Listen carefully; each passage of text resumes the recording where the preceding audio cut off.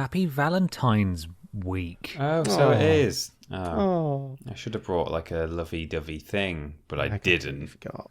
Good. Gross. Yeah. Disgust. Right? And it was yesterday anyway at the time of release, so... It's over. It's just long. Love is in the past now. We're back onto the poopy farty goodness.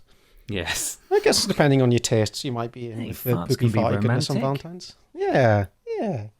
It's a share of... It's taking what's inside and outside and sharing it with the world. And if that's not love, I don't know what is. The good thing about Podiots is that whenever International Fart/Poo Day is, we won't have to make any effort. We'll just do a normal episode, and it will be the special. It's always International Pooey Fart Week with us. Yeah. Oh, dear. You ever tried tooting Careless Whisper, Mikey? I only ask you because it seems like something you might have tried. Okay, what's the tune to Careless Whisper? Okay, Yeah. Oh. Okay. I have a feeling that those aren't farts. Are those real farts? How dare you, Ben? Those are 100% legitimate real life Have you lied farts. to Parliament and the public? Mr. Johnson would never lie to Parliament about his farts. That's a ludicrous allegation. I will not hear order. I've just realised you're both Mr. Johnsons. That's wild. That's why I'm doing my very best to discredit the Johnson name so he comes down with me in a ball of fire. Yeah. I think he's doing a pretty good job of that, to be honest. All by himself. When I bleached my hair, I did kind of have Bonson. I guess it is Bonson. My name is Bonsus Bonson. Prime Minister Bonson. I had big Bonson energy when I had bleached hair because my hair was all frizzly and just kind of doing whatever it wanted. So, there's a bright feature of me as a Bonson impersonator. I really hope the last straw, the thing that brings him down and forces him to resign, is some sort of fart-related incident. Yes, fart scandal. The true Johnson scandal. Oh dear! I don't think he farts. I don't think he has any basic human functions. Oh, he does it every time he opens his fucking mouth. He's full of shit, isn't he? He is, yeah. He is. Kicking off with a real hard-hitting political discourse. Yes, hello, conservative listeners. I don't know that we have any of those. But No, I don't think we do. I think we scared them all off long ago. I hope you're doing well. Should we get to the help me? The Biting Political Satire podcast? Yes, so let's clever. do that.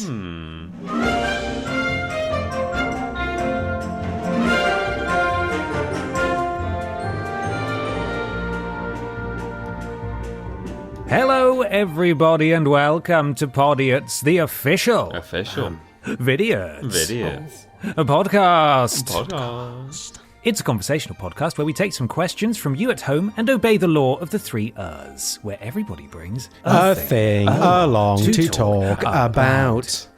Je m'appelle Benjamin. Ich heiße Peter. Me llamo Miguel. Oh, I'm really glad no one else chose Spanish because that's the only one I know. Everyone was on it. Great. I should have said Peter. You guys did yours in the language of choice. Peter. Peter, du bist very tall. Du bist sehr gross. Gross. Yeah. I wonder how she is, Robot Lady. We haven't checked in a while. German robot lady. No, I don't She know. just stopped speaking to us, which is very sad. I might work on that while you boys tell me how you're both doing. Ow, my elbow. Carry on. Steady. I'm fine, thanks. Yeah, doing pretty well. How are you, Mikey? I'm good. I had a mad weekend last night. I went to see Party Boys 69 do a DJ set in London. Oh, nice. That's the weed number. Yeah, love it. Sweet. Big weedy times. Good fun. Very expensive though, but that's all part of the fun, I guess.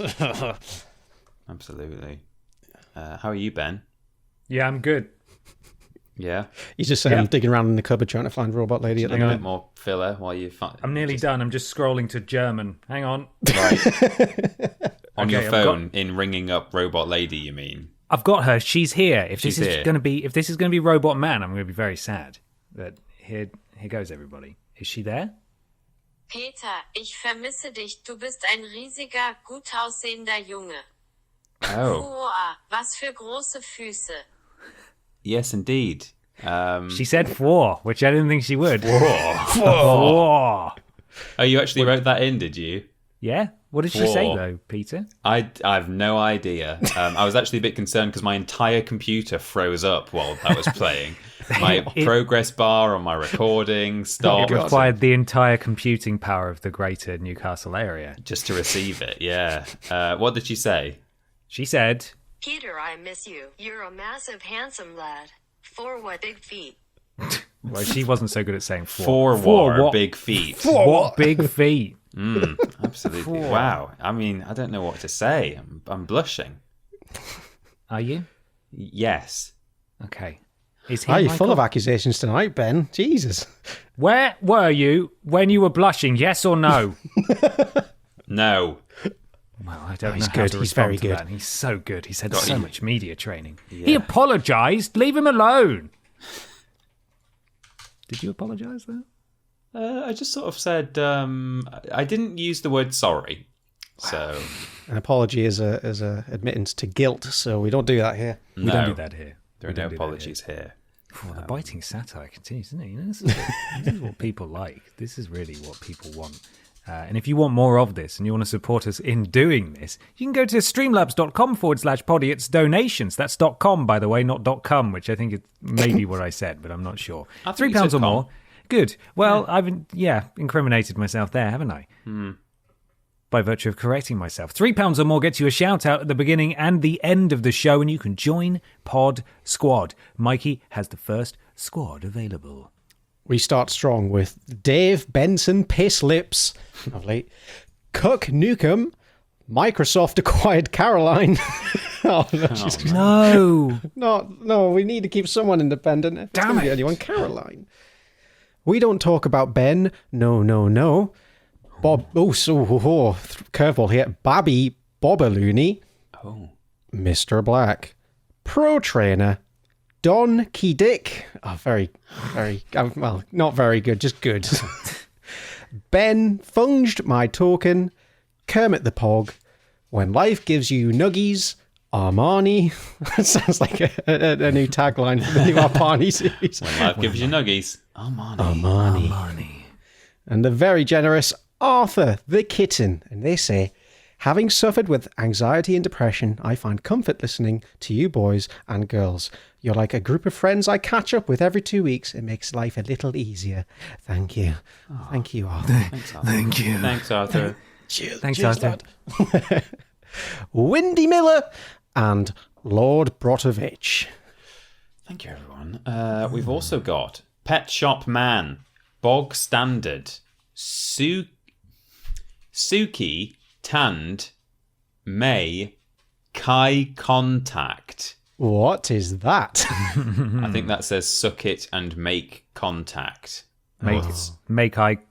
Oh, Yeah. make eye contact. Make Right. eye contact, but the camel case is all over the shop. Suki Tanned make eye contact. Great, okay. Cheap as chips, Tristram. That's a David Dickinson reference. Cheapest chip. Caroline, I changed the locks. Caroline. There's a snake in my boot. Lagatha Christie. David Dick in my son. Mr. Blobby becomes a radio DJ. 14 across apologise.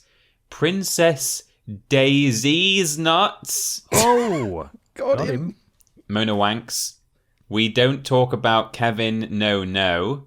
The very generous Stephen Skodes, who says, "Hi boys. January is usually a rough month for me, but Podiots, the content on Triple Jump, and Mikey streams helped this past January be less awful than normal. Thank you boys so much. You guys are all the best. Lots of love to you all." Thank you, Stephen. Keys. Thank you, Love Stephen. And we also had an exceptionally generous donation from Swedish fan number 1, who said, "Just wanted to say thank you. You boys are a pure joy to listen to. Please accept this donation to keep up the great work. Love you all." Well, thank you, Swedish fan number 1. thank you, Swedish fan number I know one. who you Thank are. You DM'd me. We talked about I Star know Wars. who you are. I know who you are. I know where you live. I know your mum. I know what one of your favourite Star Wars films is. Oh, going to tell everyone.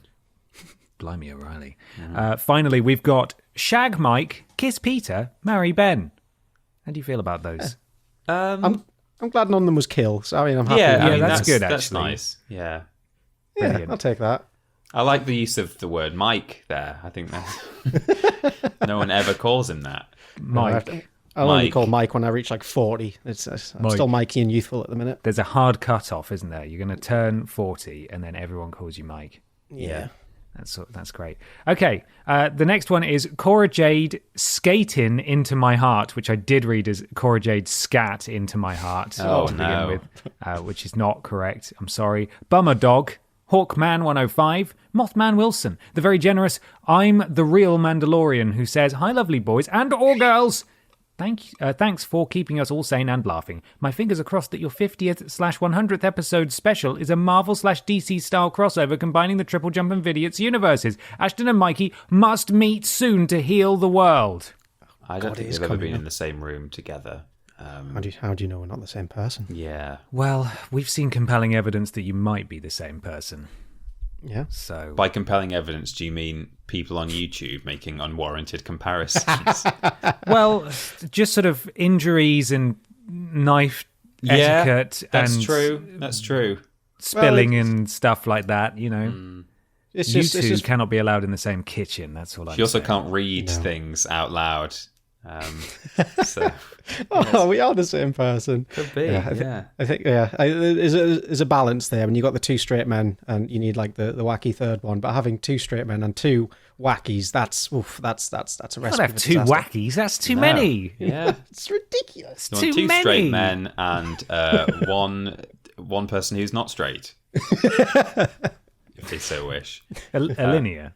A linear. Yeah, two straight men and one linear. Yeah, that's what we I've want. just seen the next person in your list, Yeah, Ben. That's... I want to make sure I get this right. So 1, 2, 3, 4, 5, 6. We got thank- cunt. Thank you for your donation. I just want to say thanks to I'm the real Mandalorian. There, I got Yeah, sidetracked. thank you, the real Mandalorian. Yes, thank you, the real Mandalorian. World War II, the silliest war. Old stance. Mr. Macca, Bloke on Trent, Donak 07, Just Keep Swimming Ash, and Crapoleonic Wars. We had a couple of very wars good. now. That's very nice. Thank you so much to our pod squad for this week. That's streamlabs.com/Podiots donations, £3 or more. We love you. We love you. Thank you. Right, it is my turn once again to be question boy. Would you like a question? No. No? Yes, please. Okay, all right. Well, we'll just pack it in then, I suppose, and go home.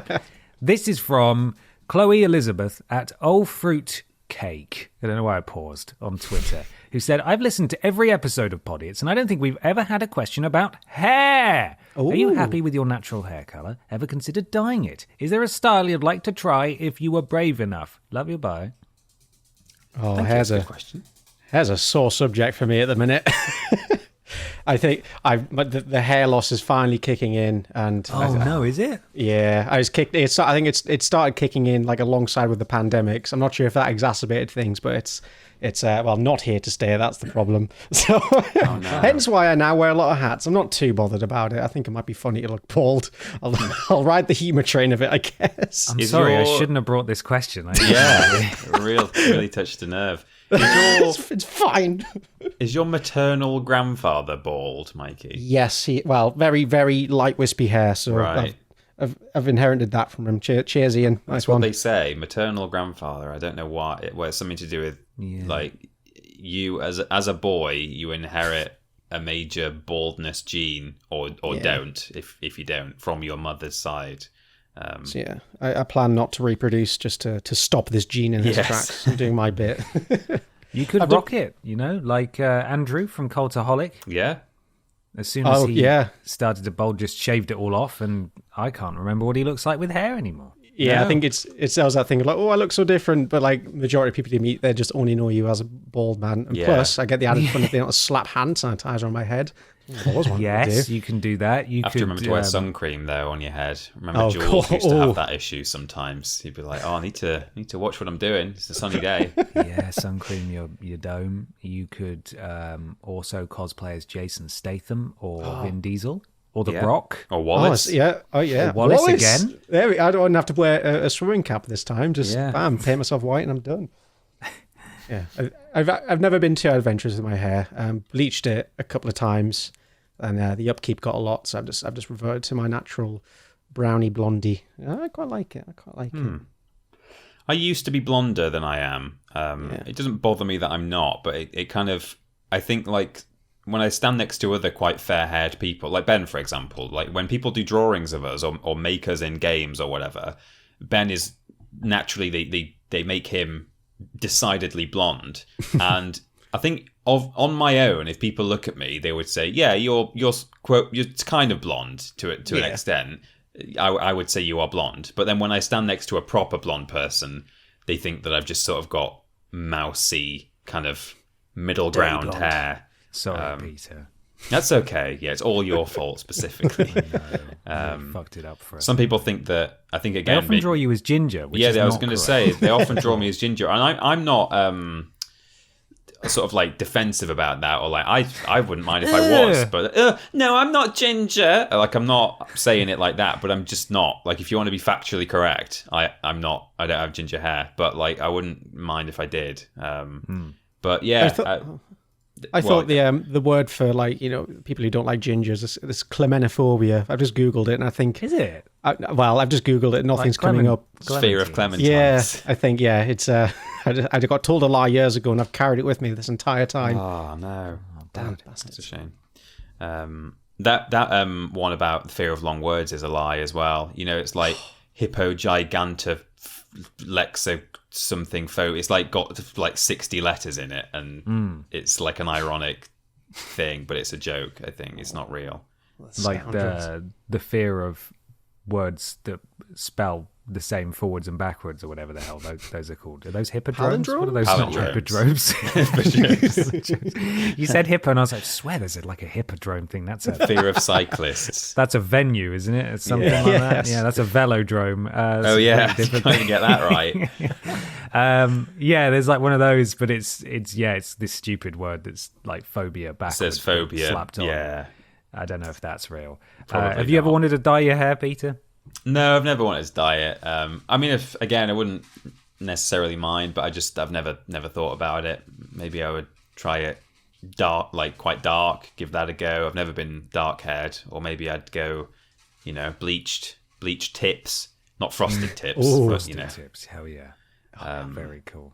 Maybe something like that. But no, I've never like done that much with my hair. And actually, when I don't put product in it, and then I see myself on camera, I'm like, why didn't I just put a little bit of clay in the fringe? Like I really don't actually like it that much when it's down, but I've never been in the habit of doing it, so I quite often forget to do it. But yeah, I'm not really bothered one way or the other about it. I think one thing I don't like about it is it's very sort of soft or like light and thin. It's not thin in the sense that it looks thin, but it is just kind of floppy and wispy, and it's difficult to work with. Yeah, exactly. And when I wash it for about 24 hours, when it's freshly washed, it is just like, I don't know, it's like having duck down on my head, which is not nice. It just doesn't do anything. It's just flopped flat on my head. I really hate it. So as soon as I wash it, that's if I'm ever going to put like clay in my hair, it's immediately after washing it, which is really counterintuitive. So yeah, that's a bit annoying, but I reckon you could rock the Dick Marchenko, like short, spiky, uppy hair. Yeah. Get a trim. So. Whack your hair full of wax. You're looking fresh, my friend. Mm-hmm. Fantastic. What about you, Ben? You like your hair? Yeah, I like my hair fine. I've had my hair the same way for quite a while. And it's getting darker as I get older, which was the same for my dad. He's sort of got like a mousy, sandy blonde hair now. But his hair used to look like mine when he was my age, so it's only going to darken from here. But I've never disliked my hair. I quite like the hair color.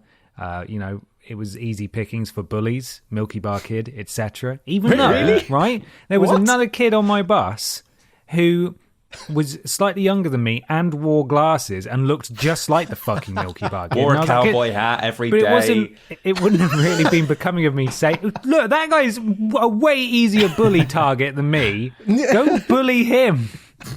Leave me alone. Go bully this other kid. So there wasn't really bullying. It was just sort of like teasing. But that wasn't great. But I've never disliked my blonde hair, really. That used to be, when I was blonder, that used to be one of my go-to games where you have to like tell one lie and two truths, or two lies and one truth. I used to say that I was the backup Milky Bar Kid in like 2003 or something, And if he'd ever been ill or something, it would have been me, but I never got to do it. And some people used to believe it, but not anymore, I don't think. I went through my entire youth having a pretty strong bowl cut. I never once got any flack for that, and I feel like that's an injustice. That's such an easy target. We could bully you now if you want. Yeah, if you don't mind, just to help me miss out, fill in the missed opportunities. Well, give me your worst. Which monastery are you a member of? Oh God! Hang on, it's going to be a doozy. Just you wait. Yeah. Oh, okay. It's going to be really good. Hang on, it's coming. Just think like a child. Like, it doesn't have to make sense. It just Michael's has to be mean. Standing in front of his bully in the playground, waiting for the bully to say something rude. Yeah, come on in. I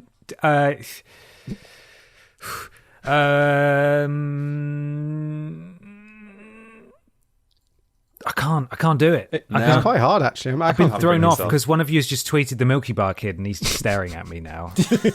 he's just staring at me, and I can't look away. Bowl cut. Yeah. Actually, that's it. I think you just have to Bowl cut. Just pointing. Bowl cut. Bowl cut? Question mark.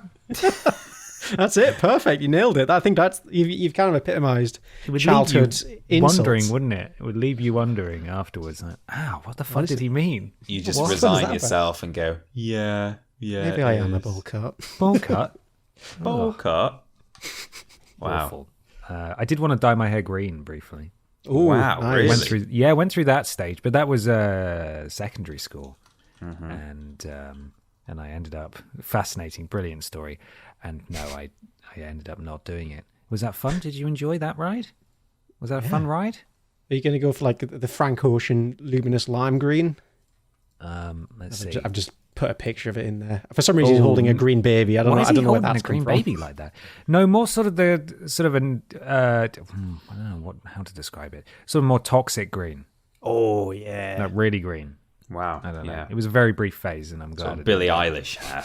Yeah, kinda, but Yeah. probably more damage done to my hair because it came out of a bottle. Yeah.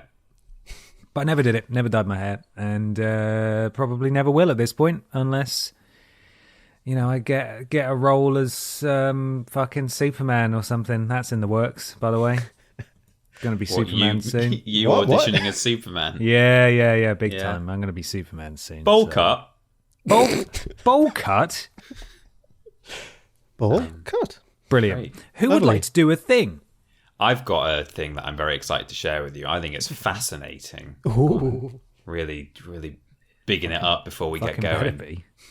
This is a brand new venture into weird Capetia territory. Things are about to get weird. I stumbled across this weeks and weeks ago, and I've been meaning to bring it as a thing at some point. I don't know where I saw it, but here it is. This is all about cargo cults. Okay. Ooh, Okay. A cargo cult is an indigenous millenarian belief system. Don't ask me what millenarian means. I think it might mean that it's from Melanesia, because we're about to be The Church of Simon Miller. Yeah, probably. It's a really positive kind of cult, It's a millenarian belief system in which adherents perform rituals which they believe will cause a more technologically advanced society to deliver goods. These cults were first described in Melanesia in the wake of contact with Allied military forces during the Second World War. Isolated and pre-industrial island cultures that were lacking technology experienced soldiers and supplies arriving in large numbers, often by airdrop. The soldiers would then trade with the islanders. After the war, the soldiers departed, and cargo cults arose, attempting to imitate the behaviours of the soldiers, thinking that this would cause the soldiers and their cargo to return. Some cult behaviours involved mimicking the day-to-day activities and dress styles of soldiers, such as performing parade ground drills with wooden or salvaged rifles. Oh my god. So that's just the introduction there. So here we go. Cargo cults, it's a bit dry, this article. I don't know who wrote it. Mr. Wikipedia man was really trying to bore people with this very interesting topic, but we'll see how it goes. Cargo cults are marked by a number of common characteristics, including a, quote, myth dream that is a synthesis of indigenous and foreign elements. Also, the expectation of help from the ancestors, charismatic leaders, and lastly, belief in the appearance of an abundance of goods. The indigenous societies of Melanesia were typically characterized by a big man political system in which individuals gained prestige through gift exchanges. The more wealth a man could distribute, the more people who were in his debt, and the greater his renown. And he would then become big man. Big man. Yeah, Big that's fan of actually big a man. technical term. Big man. It's an anthropological term, according to the hyperlink. Wow. But wait, there's more. Those who were unable to reciprocate the big man were identified as rubbish men. Oh, no, that would be me. I would be the rubbish man. You'd be a rubbish man. Faced via colonialism with foreigners who had a seemingly unending supply of goods for exchange, indigenous Melanesians experienced value dominance. That is to say, they were dominated by others in terms of their own value system, not the foreign value system, and exchange with the foreigners left them feeling all like rubbish men. Oh, no. Because all these soldiers appeared with like crazy amounts of supplies, seemingly unending cargo and stuff. Since the modern manufacturing process is unknown to them, members, leaders, and prophets of the cult maintain that the manufactured goods of the non-native culture, that's the soldiers, have been created by spiritual means, such as through the ancestral. The indigenous people's gods. So these goods are intended for the local indigenous people, but the foreigners have unfairly gained control of these objects through malice or mistake. Thus, a characteristic feature of cargo cults is the belief that spiritual agents will, at some point in the future time, give much valuable cargo and desirable manufactured products to the cult members, instead of, say, the soldiers. So there are a couple of examples now of ones that actually existed. Yes, the please. main one was touched on in the intro. The Pacific cults of World War II. Specific. The specific cults of World War II. The most widely known period of cargo cult activity occurred among the Melanesian islanders in the Pacific during and after World War II.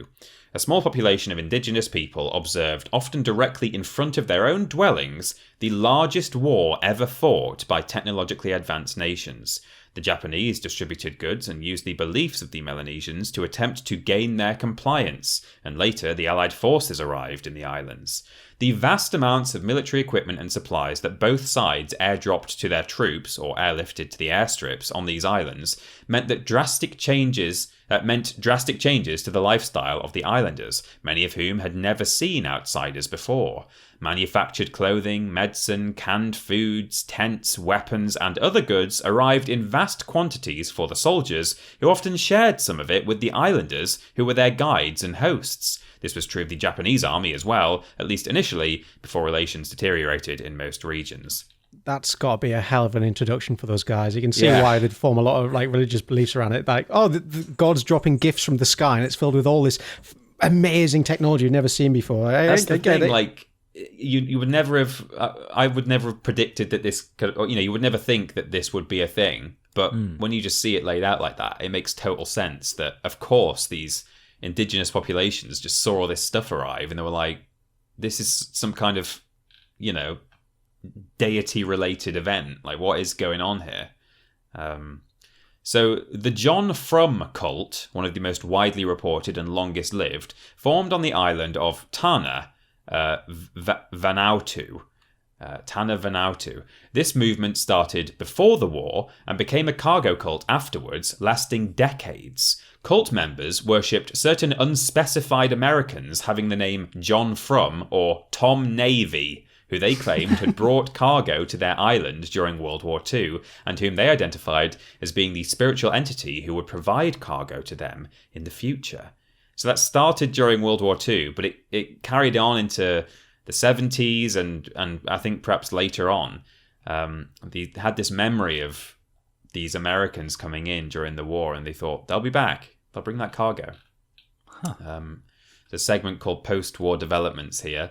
With the end of the war, the military abandoned their air bases and stopped dropping cargo. In response, charismatic individuals developed the cults among remote Melanesian populations that promised to bestow on their followers deliveries of food, arms, jeeps, etc. The cult leaders explained that the cargo would be gifts from their own ancestors or other sources, as had occurred with the outsider armies. In attempt to get cargo to fall by parachute or land in planes or ships again, islanders imitated the same practices they had seen the military personnel use. Cult behaviours usually involved mimicking the day-to-day activities and dress styles of the US soldiers, such as performing parade ground drills with wooden or salvage rifles. The islanders carved headphones from wood and wore them while sitting in fabricated control towers. Oh they my waved God, that's the amazing. Isn't it strange? They waved the landing signals while standing on the runways. They lit signal fires and torches to light up the runways and lighthouses. In a form of sympathetic magic, that's a kind of magic belief system that, I mean, it's cross-cultural. It just means you sort of do one thing to make the same thing happen on a different scale. So it's like I mean, it's quite a reductive example, but stabbing a voodoo doll, you know, you're trying to make a real person feel pain in that place. That makes sense. They see all these people doing exactly what they're trying to replicate. Like, right, this worked. This brought these things. Exactly. Yeah. In a form of sympathetic magic, many built life-size replicas of aeroplanes out of straw and cut new military-style landing strips out of the jungle, hoping to attract more aeroplanes. The cult members thought that the foreigners had some special connection to the deities and ancestors of the natives, who were the only beings powerful enough to produce such riches. Cargo cults were typically created by individual leaders or big men in the Melanesian culture, and it's not clear if these leaders were actually sincere or were simply running scams on gullible populations. The leaders typically held cult rituals well away from established towns and colonial authorities, thus making reliable information about these practices very difficult to acquire. And there's one last example here that you two will have heard of, but I never thought of it as being a cargo cult. I mean, I never knew they existed. But you guys will be aware of the Prince Philip tribe, right? No. Oh, really? Are you not aware of this tribe that worships Prince Philip? No. As a god? No. That is spectacular. Okay, I'd heard of please. them. I'd read about it on the internet, but I didn't realize it was kind of for this reason. Okay, well, I'll tell you all about that then. According to ancient Yeonanan tales, like folk tales, long pre-Prince Philip, I know he was an old man, but this goes back, I think, centuries or millennia. They believed the son of a mountain spirit travelled over the seas to a distant land. There, he married a powerful woman, and in time would return to them. He was sometimes said to be a brother to John Frum, the aforementioned friend of Tom Navy. The people of the Yaonanan and Takel area believe in the divinity of Prince Philip, Duke of Edinburgh, the late consort to Queen Elizabeth II. They'd seen the respect accorded to Queen Elizabeth by colonial officials, and therefore concluded that her husband, Prince Philip, must be the son referred to in their legends, because they had the legend of this son who went away, married a powerful woman, and would come back. It's unclear just when this belief came about, but it was probably sometime in the 1950s or 1960s. It was strengthened by the royal couple's official visit to Vanuatu in 1974. Wow. I'm probably butchering all of these place names. When a few villagers had the opportunity to actually see Prince Philip from a distance. The prince was not then aware of the sect, but it was brought to his attention several years later by John Champion, the British resident commissioner in the New Hebrides. It's probably just as well that Prince Philip didn't approach the local people, because we all know what he was like. Oh God, he would have brought that dream of theirs coming. Where it would have crashed down absolutely. quite fast, wouldn't it? Well, I say that, but there's one little bit left racism. here. Yeah, well, you'd think so, but Champion, that was the resident commissioner, suggested that Prince Philip send them a portrait of himself. He agreed and sent a signed official photograph. The villagers responded by sending him a traditional pig-killing club called a nal nal. Oh, In wow. compliance with their request, the prince sent them a photograph of himself posing with the club. Another photograph was sent in 2000, and all 3 photographs were kept by Chief Jack Naver, who died in 2009. That's spectacular. Wow, what a finish. Wow. So this is sort of like what we've seen in various depictions in media and popular culture, like in, for example, Fallout 3, where there's that cult that worships the nuclear bomb that's unexploded in that tower. Atom. Yeah, the cult of Atom, or whatever the flip they're called. That's, I suppose that does make sense that such a thing would exist in real life. It's usually depicted in a post-apocalyptic scenario, though, isn't it? Yeah. There's a little bit more here that I didn't copy into my document, but from there's a whole Wikipedia page for the Prince Philip movement. And it says the sect celebrated the 2018 wedding of Prince Harry and Meghan Markle by holding a party where they hoisted the Union Jack, danced, and ate pigs. The villagers were initially unaware of the wedding until a travel agent for the island, who was contacted by the Times, relayed the message. Do they know that Prince Philip is dead? What was their reaction to that? Oh, no. There's a section here, reaction to Prince Philip's death. In April 2021, the sect mourned Prince Philip's death. Village Chief Albie said that he was terribly, terribly sorry that he died, and tribal leader Chief Yapa sent his condolences to the royal family and the people of the UK. The Union flag was flown at half-mast on the grounds of the Nakamal, which is a traditional meeting place. A formal mourning period was declared, and many tribespeople gathered on the 12th of April in a ceremony to remember the Duke, where men took turns to speak and pay tribute to him. That's spectacular. Wow. That's nice. Isn't it bizarre? Yeah. Why would referring anyone want to to the pay Queen- tribute to Duke? Yeah, it's so... Of all the people... Prince Philip? Well, could have been Andrew. Could have been worse. Well, it could have been. God, yeah, it could have been worse.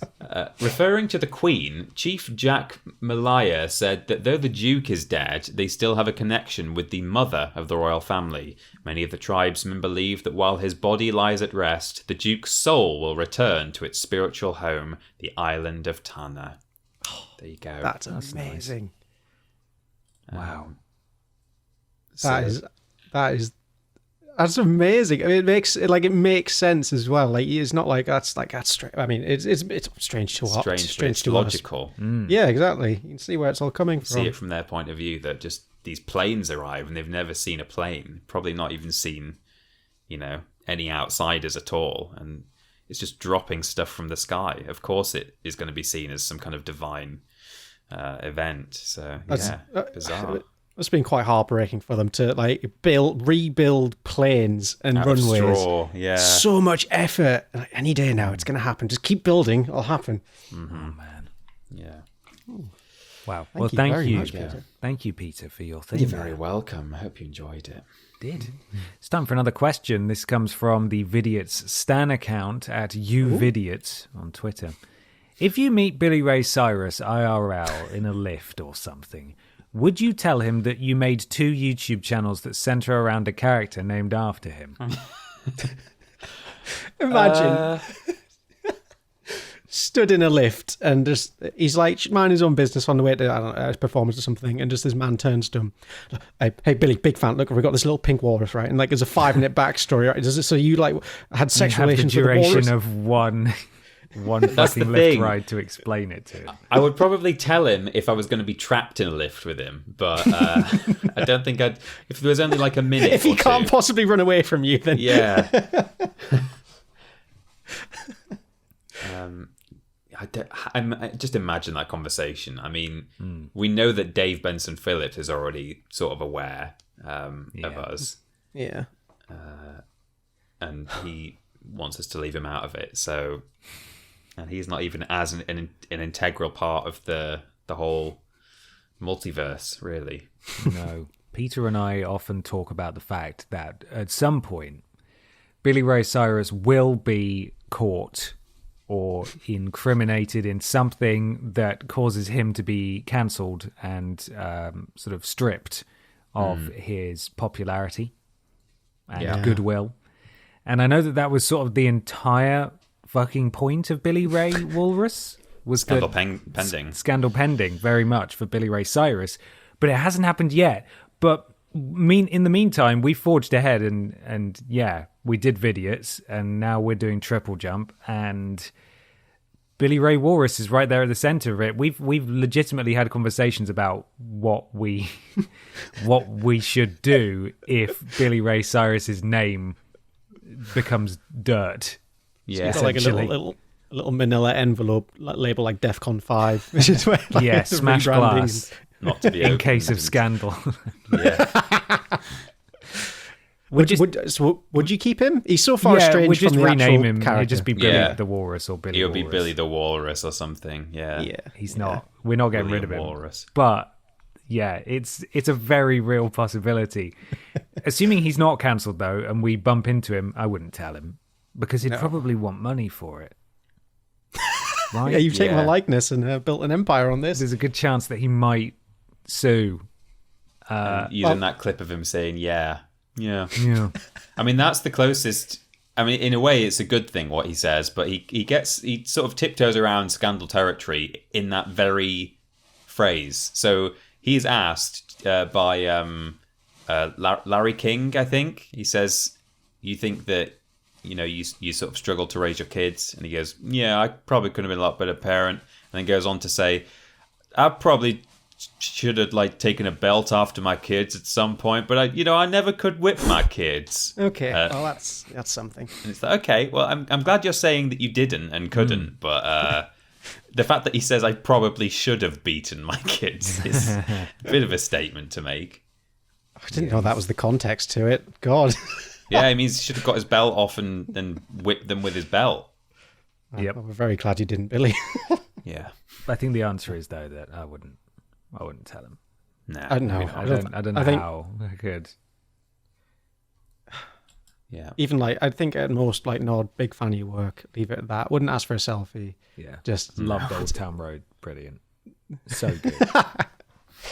Oh dear. And I don't know. I think I probably would ask for a selfie because imagine any one of us posting a picture online of us with Billy. Real that Billy. would be fucking amazing. Hey, if Billy Ray Cyrus ever does a tour in the UK and you can buy a backstage meet and greet pack, we need to do it. Yes, we have to do it, and bring the walrus and just whip.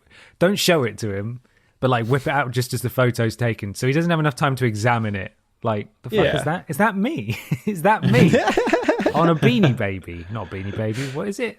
Yeah, it is a beanie. Oh no, yeah. Yeah. What is it? Wait, what is it's not it? a Beanie Baby, is it? No, it's not a Beanie Baby, but it's. I know because it's got those big eyes. It's like a different thing. All my brain is just saying Furby. Yeah, it's not fucking Furby. What is it? Fur Friends are they called? What? I don't know what they're called. What are they? What is Billy? Shit. Oh my God. I'm gonna have to go check now. It's been so long. I know what they look like because every time I see them in a shop, I have a look and see if there's a smaller version, but there isn't. There never is. So close. I've got. Oh, it's a Beanie Boo. Of course, Beanie Boo. Beanie Boo. Yeah, that makes total fucking sense. So it is. I think it is by the same Beanie Baby company. Just it's a I guess the larger It's a version. little spin-off. What's the name of the company again? Ty. TY. Ty. That's it. Yeah, you see. Yeah. I know the letters. Okay, well there we are. He's a Beanie Boo. I hate that. Oh, that's awful. Mikey, do you have a thing?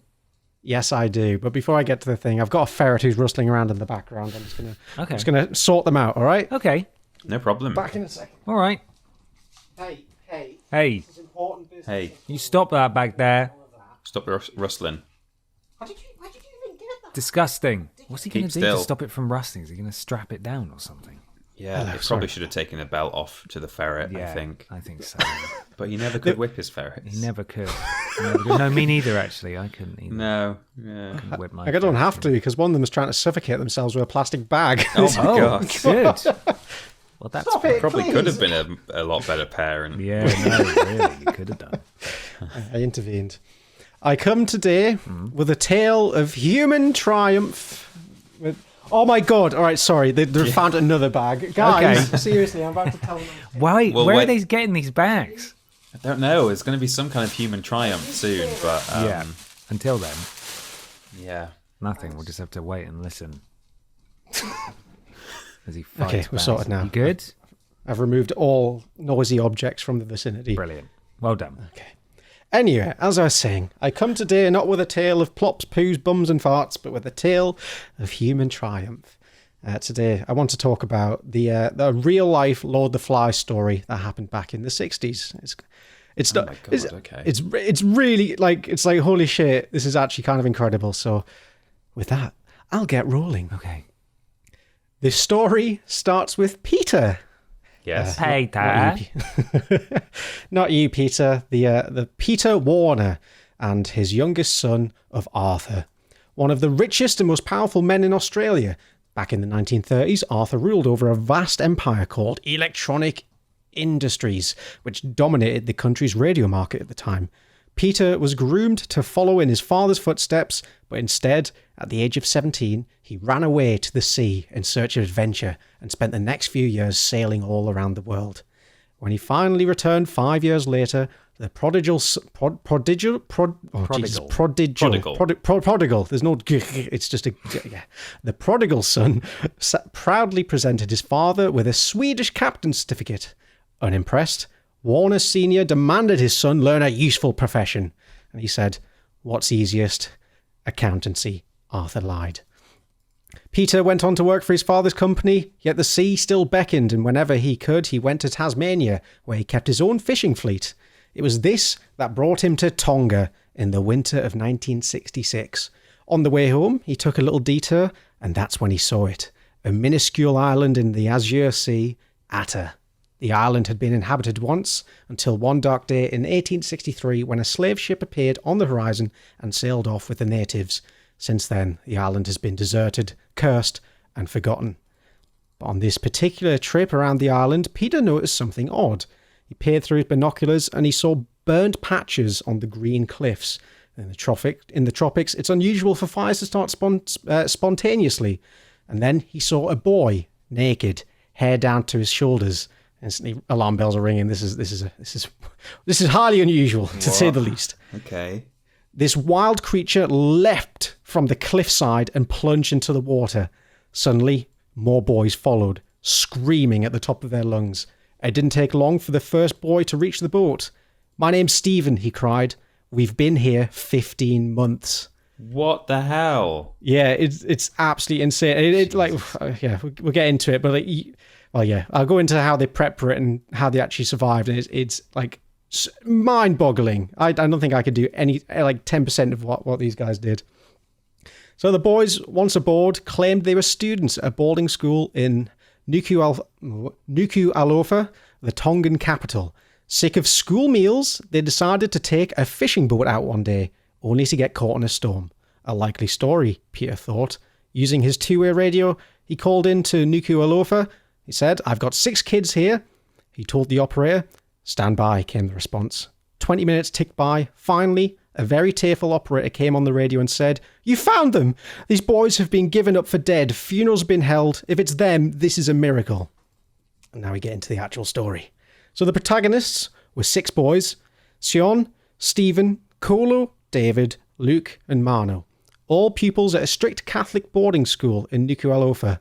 The oldest boy was 16, the youngest 13, and they had one main thing in common. They were bored witless. So they came up with a plan to escape to Fiji, some 500 miles away, or even all the way to New Zealand. There was only one obstacle. That's a pretty big obstacle, I guess. None of them owned a boat. So they decided to, quote-unquote, borrow one from Mr. Tanyela Uhila, a fisherman they all disliked. It's a good way of saying, fuck you, we're going to take your boat, we're going to get away from this place. The boys took little time to prepare for the voyage, and I'm going to read this, the following few sentences. Bear in mind, they survived 15 months. They had 2 sacks of bananas, a few coconuts, and a small gas burner, and that was all the supplies they packed with them. Didn't occur to any of them to bring a map, let alone a compass. So it's a miracle they survived so well. No one noticed the small craft leaving the harbour that evening. Skies were fair, only a mild breeze ruffled the calm sea. But that night, the boys made a grave error. They fell asleep, which to me seems absolutely terrifying. As a man who's seems pretty reckless. Yes, as a man who's got a deep fear of open big seas, I don't think I could even, like on a nice cruise liner, want to sleep. Screw that. Yeah, they fell asleep, and a few hours later, they awoke to water crashing down over their heads. It was dark. They hoisted the sail, which the wind promptly tore to shreds. Next to break was the rudder. We drifted for 8 days, Mano said, without food, without water. The boys tried catching fish, and they managed to collect some rainwater in hollowed-out coconut shells and shared it equally between them, each taking a sip in the morning and another in the evening. So already the resourcefulness is showing off, to ration and be careful of what resources they do have. Yeah. Now, 8 days out at sea, they spied a miracle on the horizon. Not a tropical paradise with waving palm trees and sandy beaches, but a hulking mass of rock jutting up more than 1,000 feet out of the ocean. These days, Atta is considered uninhabitable, but by the time we arrived, Captain Warner wrote in his memoirs, the boys had set up a small commune with a food garden, hollowed out tree trunks to store rainwater, a makeshift gymnasium with weights, a badminton court, chicken pens, and a permanent fire, all from handiwork and an old knife blade and much determination. Absolutely insane to build. I mean, a badminton court. Yeah. I mean, they've got time to kill now, these boys. The first few months must be pretty stressful, but by the time you're building a badminton court, I feel like you've got to max level now. You can just enjoy. Hang on a minute. Did you say a chicken coop? Yeah, chicken pens. Where have they got the chickens from? Oh, we'll get to that. The kids agreed to work in teams of 2, drawing up a strict roster for garden, kitchen, and guard duty. Sometimes they quarrelled, but whenever that happened, they solved it by imposing a time out. The days began and ended with a song and prayer. Kolo fashioned a makeshift guitar from a piece of driftwood, half a coconut shell, and 6 steel wires salvaged from their wrecked boat. Again, what? That's bonkers. Absolutely insane. And this is an instrument Peter has kept all these years and played it to help lift their spirits. And their spirits needed lifting. All summer long it hardly rained, driving the boys frantic with thirst. They tried constructing a raft in order to leave the island, but it fell apart in the crashing surf. Worst of all, Stephen slipped one day, fell off a cliff, and broke his leg. Ooh. The other boys picked their way down after him and then helped him back up to the top. They set his leg using sticks and leaves, and Sion joked, "Don't worry, we'll do your work while you lie there like King Taufa Ahau Topu himself." That was the king of Tonga at the time. And onto the diet. They survived initially on fish, coconuts, tame birds, and when water supplies were scarce, they drank the blood of the birds, which is pretty gnarly. I'm reading this. Even if my life depended on it, I don't think I could do half of this stuff. I'd just reside myself. I'll just drift off to sea, whatever. Screw it. Guess I'll die. Yeah, why not? And they also sucked seabird eggs. Oh, tasty. Sucked them. It's quite a miracle, actually, that they went this long without dying of some deathly, just bacteria disease. Yeah, that's true. That's the important thing. Later, when they got to the top of the island, they found an ancient volcanic crater where people had lived a century before. There, the boys discovered wild taro, bananas, and chickens. That's the story of how they got there, which had been reproducing on the island for 100 years since the Tongans left. So yeah, these chickens essentially had roost of the whole island and just bred like wildfire, leaving a delicious supply just waiting to be found. These boys come and decimate the local ecology. They were finally rescued on Sunday, 11th of September, 1966. The local physician later expressed astonishment at their muscled physiques and Stephen's perfectly healed leg. But it wasn't the end of the boys' little adventure, because when they arrived back in their hometown, police boarded Peter's boat, arrested the boys, and threw them all in jail. For stealing the boat? Yep. This has got to be the most petty thing I've ever heard. So I'm just going to crown him King Dickhead. Mr. Tanyela Uhila, whose sailing boat the boys had quote-unquote borrowed, 15 months earlier, was still furious, and he decided to press charges. So this is a relatively small island, I think, like where they came from. It's like 600 people. Obviously, the whole place was in mourning. They had these funerals for the boys, and this guy's like, "Nah, you boys owe me. Fuck them kids." That's insane. Thankfully, the boys managed to wrangle their way out of any serious legal repercussions. The mood when the boys returned to their families in Tonga was jubilant. Almost the entire island, population 900, had turned out to welcome them home, except for Mr. Taniela, who's like, "Nah, I'm not getting part of this." Peter was proclaimed a national hero. Soon he received a message from the king himself, inviting the captain for an audience. "Thank you for rescuing 6 of my subjects," His Royal Highness said. "Now, is there anything I can do for you?" The captain didn't have to think long. "Yes, I would like to trap lobster in these waters and start a business here." And the king consented. I think that's quite nice. That's nice. Oh. Yeah. Peter returned to Sydney, resigned from his father's company, and commissioned a new ship. Then he had the 6 boys brought over and granted them the thing that had started it all, an opportunity to see the world beyond Tonga. He hired them as the crew of his new fishing boat. Oh, it's like a Disney movie at the end. The last sentence here is a bit of it. It made me like tear up a little bit. It's quite nice. While the boys of Atta have been consigned to obscurity, Lord the Flies is still widely read to this day. But the real Lord the Flies is a tale of friendship and loyalty, one that illustrates how much stronger we are if we can lean on each other. And after my wife took Peter's picture, he turned to a cabinet, rummaged around for a bit, then drew out a heavy stack of papers that laid in my hands. His memoirs, he explained, written for his children and grandchildren. I looked down at this first page, and the quote reads, "Life has taught me a great deal, including the lesson that you should always look for what is good and what is positive in people." And that's the story of the real life Lord the Flies. I'm going to quickly give credit. This is a Guardian article written by Rutger Bregman. It's a really, essentially this guy, like this whole story just kind of got blasted into obscurity. No one really heard for it for a while. And this guy stumbled across like a little newspaper clipping about it and decided to go to the island, like interview all the people who took part of it, and like made like a proper writer for the whole thing. And it's absolutely insane. I think it's very lovely. Despite the bird blood drinking. The bird blood drinking was a bit too much for me. That was fascinating. Thank you, Michael. You're very welcome. Yeah. Don't worry, your regular farty nonsense will resume next week. That was good. I liked it. Yeah. Liked it. You do realise now, Ben, that your thing also has to be about some sort of island population, an amazing, unbelievable story. I'll do my best. It's an amazing and unbelievable story, but we'll get to it in a minute. First, though, a question from Krista Benink at Benink Krista on Twitter, who asks, if you could have a food or dish named after you, what would it be? Oh. Easy for me. Burger. I want a burger named after me.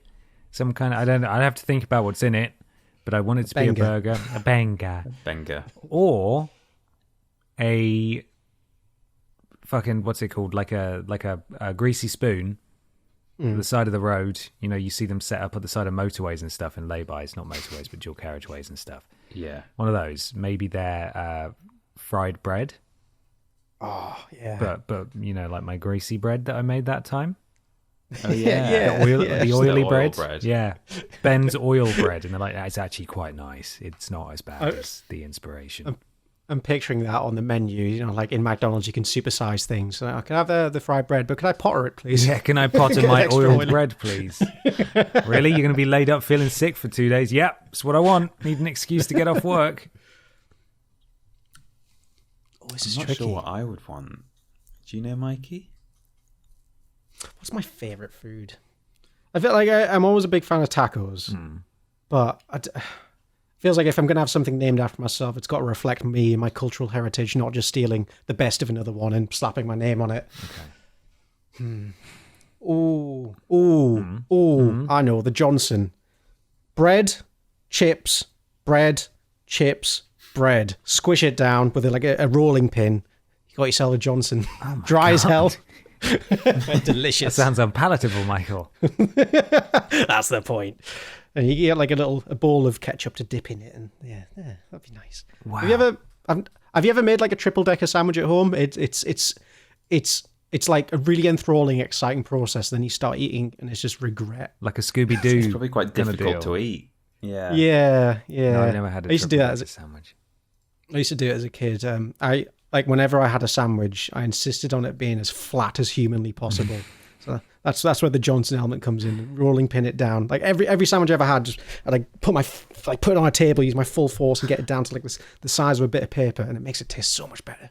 Oh, that would be good. What about blondies? You're also pretty known for your blondies. Oh, the Jammy Dodger blondies. Oh, the Jammy They're Dodger very good. blondies. Yeah, that'd be Call them good. the John But no, I'm gonna stick with my disgusting, disgusting pile of carbs. dry chip mass. It's what I deserve. I would have it's like a pizza, right? But none of the middle is there. It's just a ring of pizza crust. Okay. But then in the middle of the plate, in the middle of the circle of crust, Yeah. is a nice big dish of garlic and herb dip. Whoa! You know, you're not having it as a main, but you can have it as like a little starter or a snack. It's not a whole pizza that you have to, you know, think about, am I going to have diarrhea tomorrow? And you probably will still have diarrhea from just eating loads and loads of garlic dip, but it's just a ring of crust, and then you tear it, and you share it, and you dip it in. It wouldn't really have to be a circular ring of pizza crust. It could just be like a piece of bread, couldn't it? What have they done with the rest of the pizza? They never made it, I don't Oh think. my God. I think they just- should make a whole pizza and just bin the entire meal. Yeah, probably. Just cut that out. Any toppings? Doesn't fucking matter. Throw it away. Yeah. There's probably like some a other bit- recipe that you could use. That I mean, some people don't like their crusts, so maybe you could serve those pizzas in the restaurant to people who are crustless. Crustless. I get very angry at people who don't eat the crust. It's just, Yeah, me too. When, I don't get it. When I was really hungover on New Year's Day, I ordered a pizza and I felt quite unwell. And I just couldn't handle the crust. I was just like eating the cheese bits and then just like casually tossing the crust back in. I forgot to get stuffed crust as well, so it was a total write-off. Anyway, oh, bless. I was like, oh, it's just more bread. It's just bread. So good. I mean, I I always hate when leave it- people leave their crusts, except for the fact that I then get those crusts and can dip them in my dip and enjoy even more. You want me to bring in little doggy bags of crusts for you, Peter? Yeah, just with like your chew marks on them. Yeah, no, absolutely. That'd be nice. Greasy brown bag. Yeah, here you go, You Peter. enjoy Here's that. your little crusts. I've been saving them for a couple of months. Little dog man, here's your crust. Yeah. I always keep the crust for dessert. I generally, whenever I'm eating, I always section it up. I'm not the person to kind of like dip around and like have a bit of everything like all over the place. I'll always like segment it. So I have like start with one ingredient, the next. But I think my most egregious food division crime is Kit Kat. Wow, Kit Kat chunkies. And I used to eat them. I'd nibble off all the chocolate. And Oh, just yeah. the wafer. And to be honest, it was always like it's better when you have them together. But for some reason, I couldn't help myself from creating this tedious, unsatisfying lump of I used to wafer. do that with Twixes as well. Bite the caramel off yeah, the they're so Twixes, good. excavate the biscuit, and it's like, okay, no, it's just biscuit. That's nice. Some of them, I think it was Kit Kats or maybe Club Biscuits or something. When you bite the chocolate off them, the biscuit has like holes in it. It looks like a flute or something. It's like a recorder. That's fun. Yeah, you're right. And double deckers are another good one. Get the nugget off. The nugget. So good. Nuggets. Is it nugget or nougat? Nougat. I always Chicken get mid. nougats? Yeah. I had a quick second there because I remember as a kid saying nougat and everyone made fun of me. Oh, bless you. Because they're all saying it wrong. Yeah, ball boy with your Nougat. nougat. Like, oh, Mikey, sick hair. Stupid pronunciation of nougat, though. Peter, you could call yours Pizza Austin, or Yeah, so I was if going you to wanted say... to go I was- adjacent, similar concept, you could go Pitta Austin.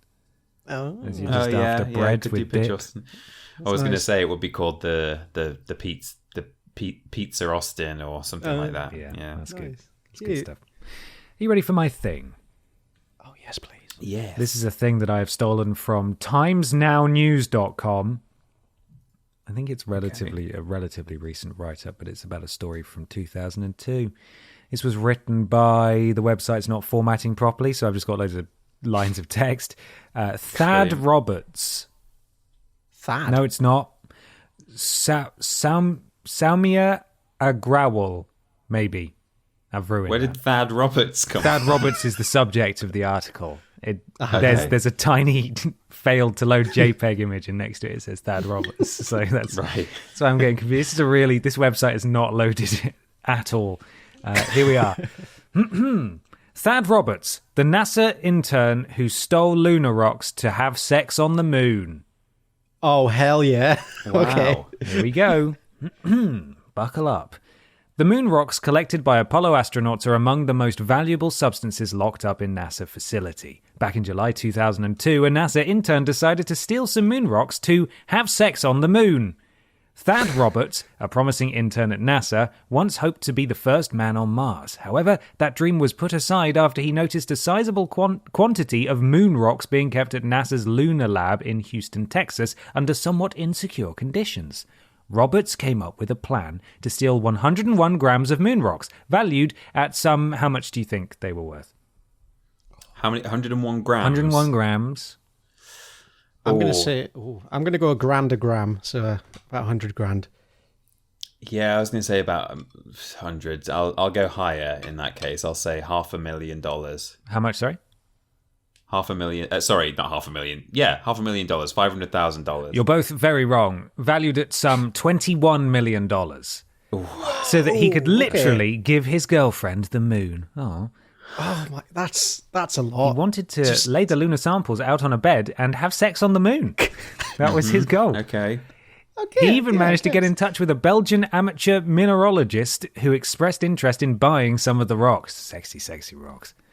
Roberts, his girlfriend Tiffany Fowler, and their accomplice Shay Sauer, all of whom were NASA interns, used their official IDs to enter the building on the night of the crime.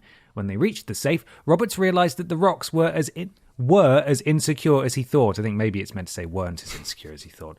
He believed that the combination to the safe was written on a tag tied to its handle. However, on the night of one of the most audacious heists in history, Roberts and his friends... I know, I thought that was a bit much as well. Roberts and his friends I don't think it's that audacious. That's got to be like one of the biggest heists ever undertaken. Like 21 million. What, this 22-year-old going to get his fuck rocks?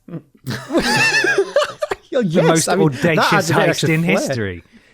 I mean, yeah, if you just talk about the value, if you say he's trying to nick $21 million worth of rocks and then sell them, then yeah, it sounds that sounds more fair as a statement. But he wants to do it so he can fuck on the rocks. Yeah, he wants to fuck on the moon. I'd let him off for that. It's quite a flowery write-up, I think. That bit was a bit much for me. And I've lost my place now, so there we are. Hope you're both fucking happy. Hope you're both happy. Yeah, pretty pleased. I'm wasting time now while I try and find... however, on the night of one of the most audacious heists in history, Roberts and his friends found out that the tag contained a cryptic reminder of the code. The NASA interns, who couldn't back off after coming this far, decided to carry the whole safe out of the building and drove to a motel where they managed to open the safe with a power saw. Roberts and his girlfriend scattered the moon rocks on a bed and had sex on them. He did it. Yes. They fucked on the moon. Yes, he did it. They fucked on the moon. They didn't, though, did they? I mean, that's so stupid. Come on, Peter, believe. No. No, I refuse. Believe. They fucked You might on as the well moon. fuck on a fallen asteroid, of which there are several on Earth, like large ones in museums, and say, I'm the first person to have had sex in space. It's basically the same logic you're applying. Well, there is definitely still people who've done that. Yeah. And who want to do that. You've nailed it, Ben, though. You've got the perfect Valentine's story for us all here. Yeah. Yes. We are. Yeah, we've got it. You're fucking welcome. One of us planned ahead.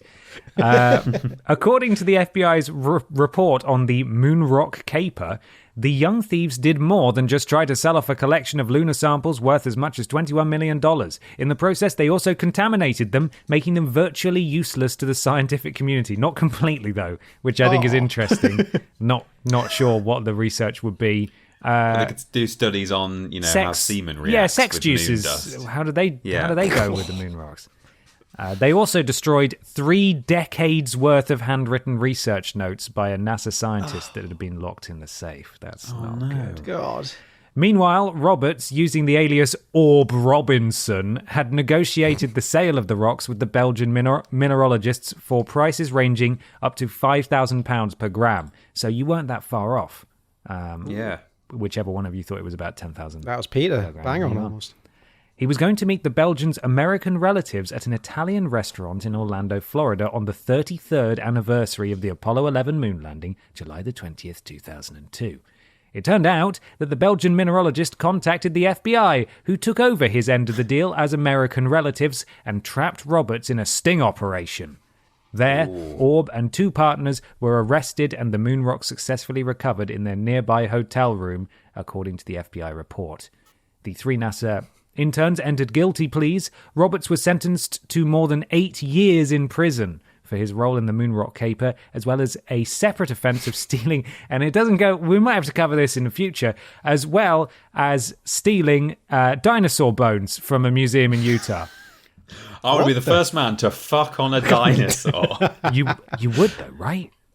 Yeah. You definitely would. Yeah. While in jail... That, for some reason, that's way cooler to me, having sex on dinosaur bones than moon rocks. I don't know why, but that is way cooler. Probably because they're not real, Peter. The dinosaurs aren't real, so. Maybe, yeah. Jesus put them there to test our faith. Exactly. Bingo. While in jail... Perfect lead up. Sorry, Michael. Perfect lead up for that. Like your partner gets home, a little card waiting there on the doorstep, and open it up. How about we have some tea sex? Bam! Want to get boned? Oh, that's bib. Oh, that's better. Damn it. And then what I'd like to imagine is that the FBI bust in, weapons drawn, like, get down on the ground. You're under arrest for stealing something extremely valuable. And the guy's like, is it the dinosaur bone thing or the moon rock thing? 2 amazing crimes to pull off, really. Yeah, they've not yet found out that he's once had sex on the ruins of Atlantis, but one day... Is this the Atlantis, Mona Lisa, moon rock, or dinosaur bone thing? While in jail, Roberts studied for degrees in physics, anthropology, and philosophy. Now 44, he has become a leading authority on the large-scale structure of the universe. He told the Daily Star that he's tired of talking about his youthful misdemeanors and instead wants to focus on his interpretation of an 11-dimensional geometric theory encompassing dark matter, dark energy, wave-particle duality, quantum tunneling, gravity, early universe inflation, and Heisenberg's uncertainty principle. Me too. He will forever be known to all of us, though, as the legend who fucked on the moon. God, that's incredible. I googled his name and I found a Reddit Ask Me Anything he did about his so book what was he it wrote like about him stealing the rocks. When he went to space and fucked on the moon. Oh dear. The questions are all like, it's just like actual people asking sciencey questions. One person's saying, "Would you be a guest on the Joe Rogan podcast?" Oh dear. Well, there we are. That's my thing. Thad Roberts, lunar legend. What an absolute stud. legend. What a stud. What a fucking stud. We have a final question here. Are you ready for it? Yes. This comes courtesy of John Stewart at JStewartFilm on Twitter. Congratulations! People told their friend... Oh, God, I just had to burp because I couldn't believe what was coming next. People told their friends, and you're moving into Vidiots year 2. What kind of new and exciting content are we getting? Michael gets hit by a tank? Memory flash drives? That's a good question. I don't think anyone's really asked that before. What would you want to do? I think like our aspiration from the beginning was to take Prove It like to the nth degree and do some really, really good stuff with that. Like that was always like, that was the beginning. It's like, this is potential to be like a huge series. Yeah, it would have been nice to see that rocket off and like do just some bonkers stuff with it. Yeah, that was always the hope. More worst games ever. Would have been nice to do some like live appearances at conventions and stuff. Glitch. What is it? Is it? Yeah. No. Because lots of things. But the thing with Vidiots is a lot of it was a bit kind of ad hoc in a good way. I think like we had running series, but things depended on what we got sent on Post Some Tat.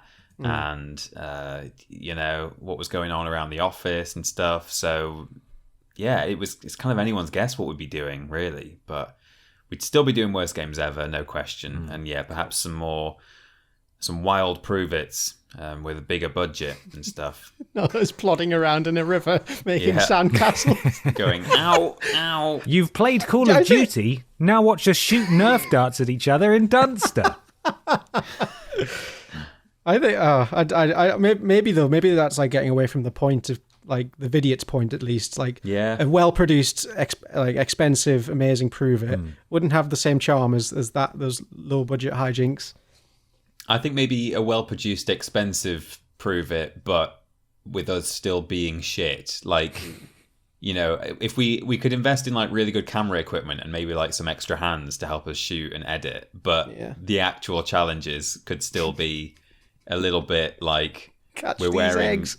Yeah, just throwing eggs and running around. We've got an entire film crew catching eggs in a basket in a country lane because we're desperate for a third act to this video. We can't just do two. We need to do a third thing. I agree. I would love to do just way more live action stuff.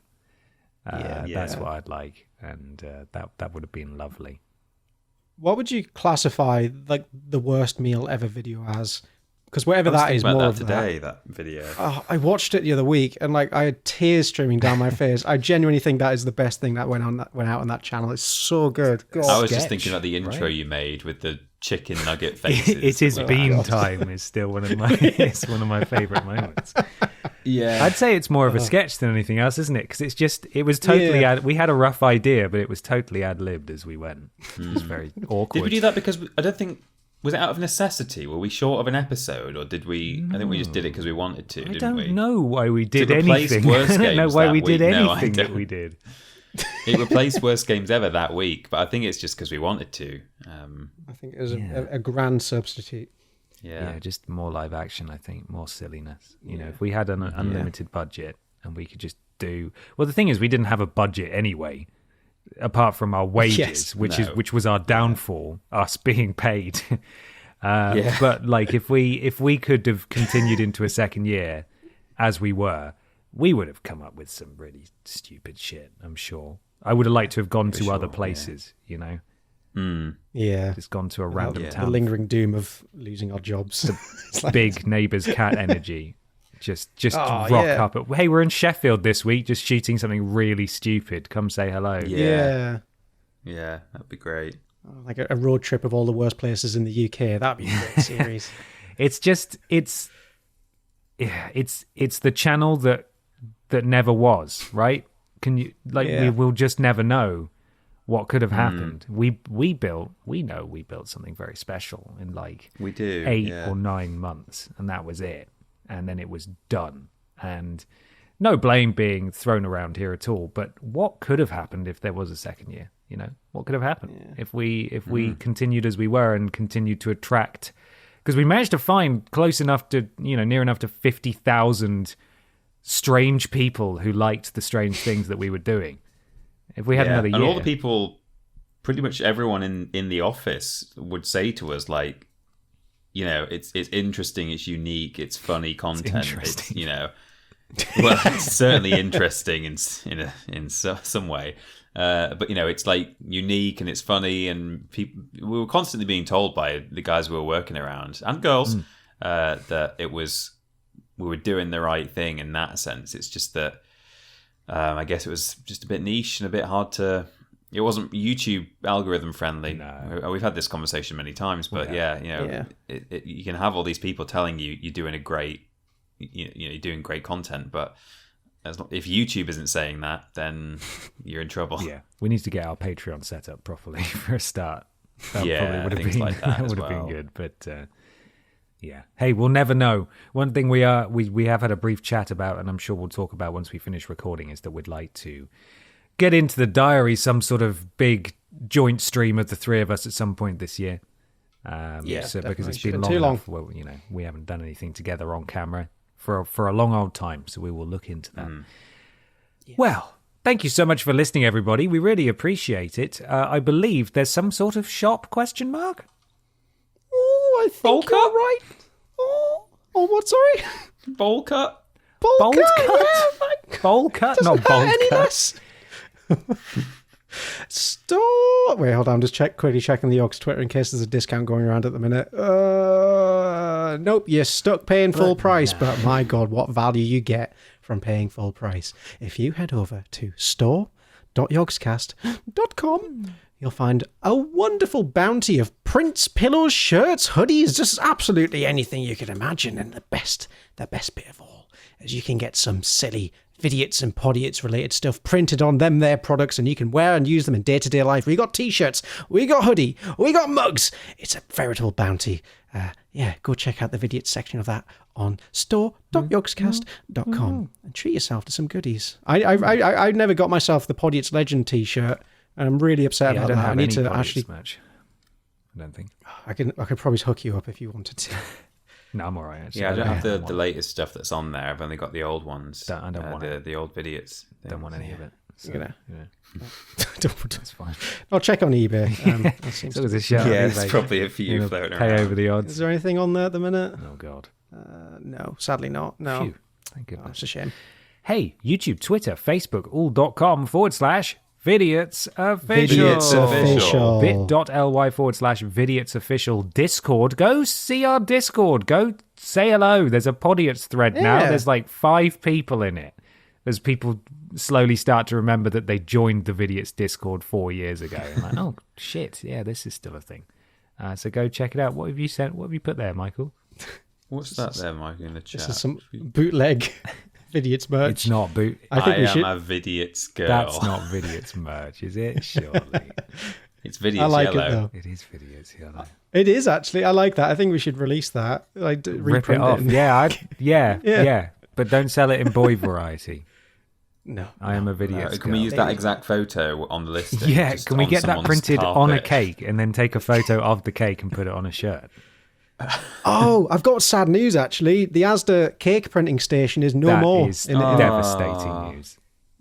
Yeah, they've had a big rejig around the Asda and it's no longer there, which is actually, I was quite upset by that. I just stand there for a minute and just, Oh man, all the art Never we more produced. will a lady come out, is this right? show us the picture and say, "Is this right?" Yeah, that's it. That That's what we photo wanted. of our phone being scanned with a photo on the phone is what we wanted on the cake. It's perfect. So many memories of that Asda, the pizza station, the cake station. Yeah. I went there with Mikey when he lived just round the corner from me, and I bought a bin and a microwave, I think, and carried it back. Yeah. Oh. They always played quite loud, obnoxious music in that Yeah, as well. I remember going in and And it it was had, Starlight, Starlight.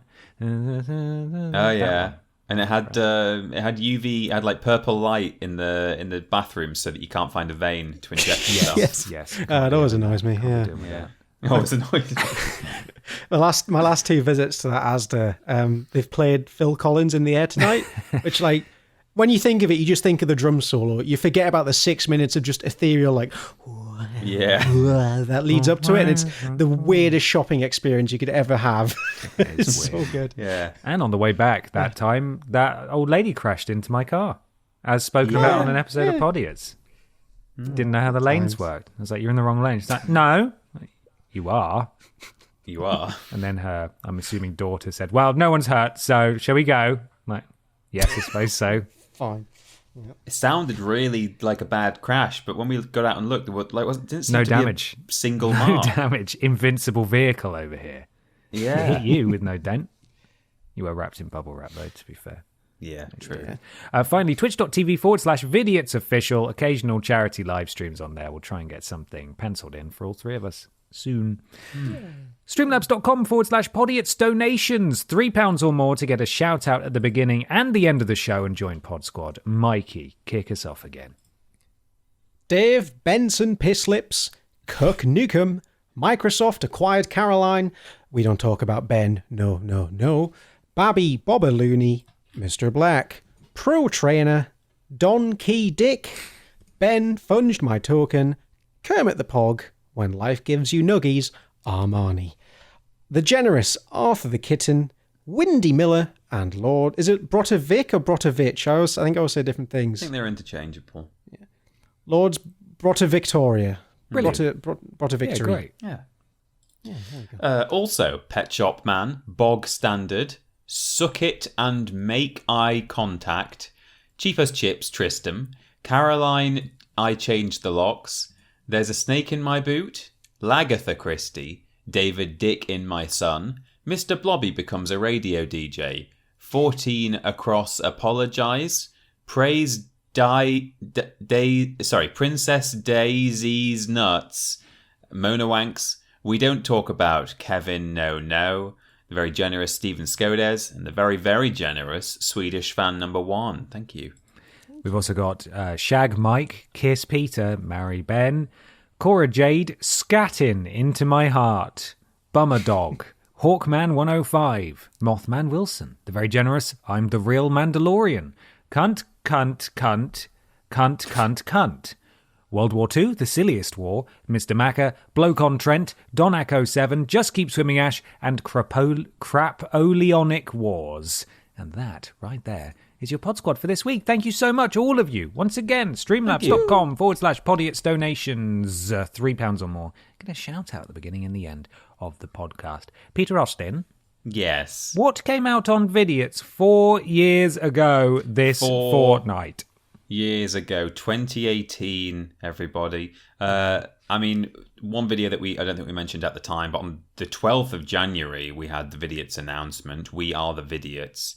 But leading us up until from the start of the year up to the 15th, when this episode comes out, we had Worst Games Ever, Prison Break, The Conspiracy, Welcome to Vidiots, the true launch video. Yes. In the Spotlight, Crossing Souls. Yeah. I don't remember what that is. I remember that because I ended up playing it, and I'm trying to remember in the timeline of things that happened. Did we go to Paris really early?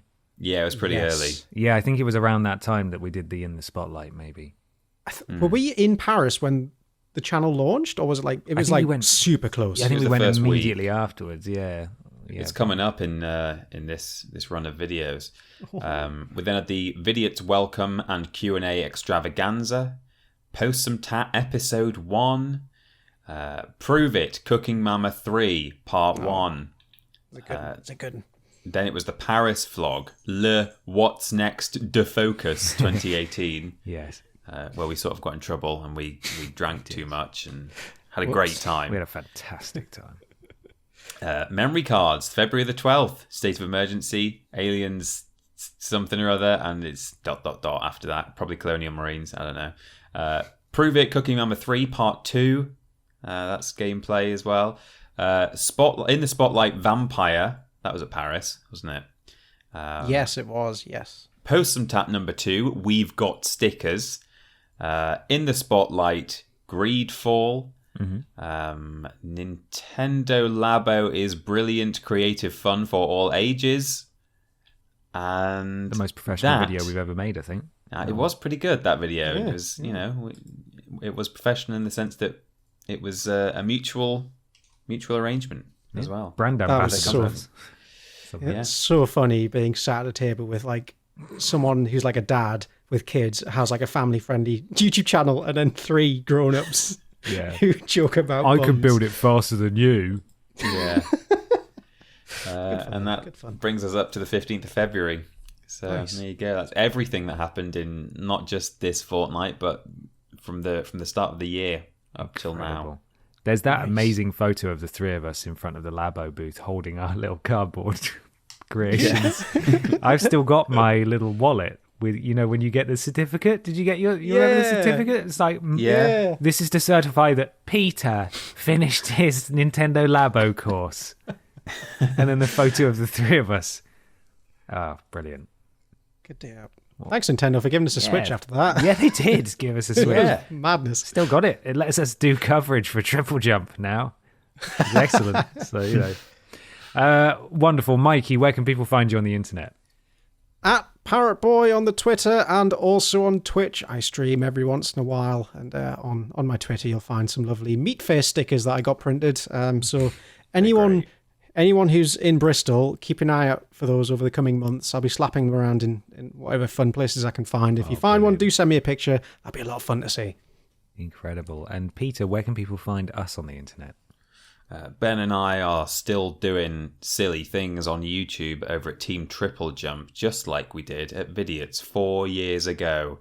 But we're also on social media, Twitter at @ThatPeterAustin and @confused_dude, where we say and do silly things as well that are non-Triple Jump affiliated. Thoughts on my own. Thoughts on my own, not necessarily representative of... Who? Triple Jump. Triple Jump, yeah.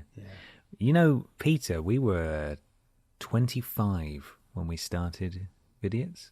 And we're going to be 30 this year. We are. Oh, babbies. Yeah. Oh dear. It's gone really fast. That is troubling. It's gone fast. I don't like it. God. Well, there we are. That's the podcast. Thank you so much for listening, everybody. Why not leave us an iTunes review or a 5-star rating on your platform of choice? It helps something to do with Al Gore's rhythms, and we'd really appreciate it. Spotify lets you do ratings now as well. 5 stars, please. 5 stars. Only 5 stars. Thank you. No room for anything else. Is there a final question before we ride off into the sunset? What would people like us to have done in year 2 of Vidiots? Yeah. Yes. That's ideal. Make yourself sad and think about what could have been. Yeah, what could have been. You can still tell your friends, though. You may have seen we've made minimal effort over the past couple of weeks. There's a relevant pinned tweet now on our profile. There's a relevant pinned post on Facebook.